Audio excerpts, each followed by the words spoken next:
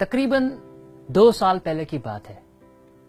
पुणे के शहर में कैंप एरिया में एक रेस्टोरेंट के बाहर मैं मेरे दोस्तों का इंतजार कर रहा था। उसमें एक छोटी सी लड़की मेरे पास आई और उसने मुझे याद छुआ।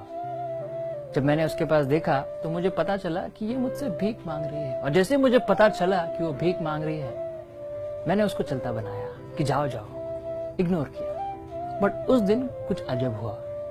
ये लड़की अगले 5 मिनट तक मुझसे लगभग 15 बार पूछ चुकी थी कि भैया पैसे दे दो, और 16वीं बार इसने बोला कि भैया कुछ दे दो, सुबह से कुछ नहीं खाया। और जब उसने ये बोला, उसके शब्द मेरे कान पे पड़े, मेरा हाथ अपने आप उस जेब में 10 रुपए की नोट निकालने के लिए चल पड़ा।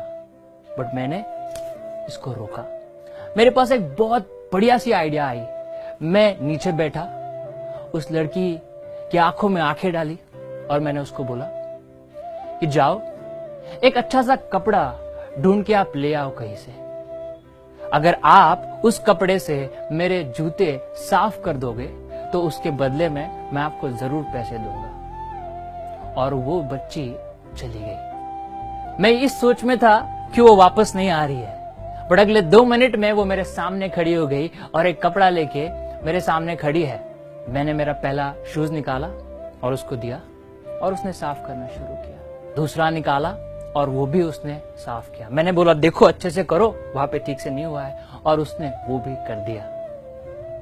उसके बाद मैंने एक 10 रुपए की नोट निकाली, उसके हाथ में थमाई। She smiled, then I smiled, and she went.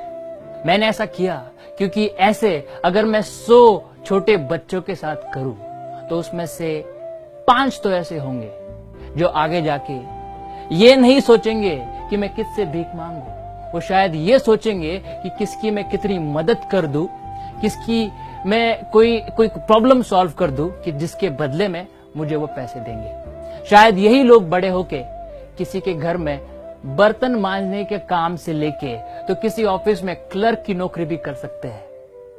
But आज उनकी मेंटालिटी में वो चेंज लाना बहुत जरूरी था। बट दोस्तों, हम क्या करते हैं?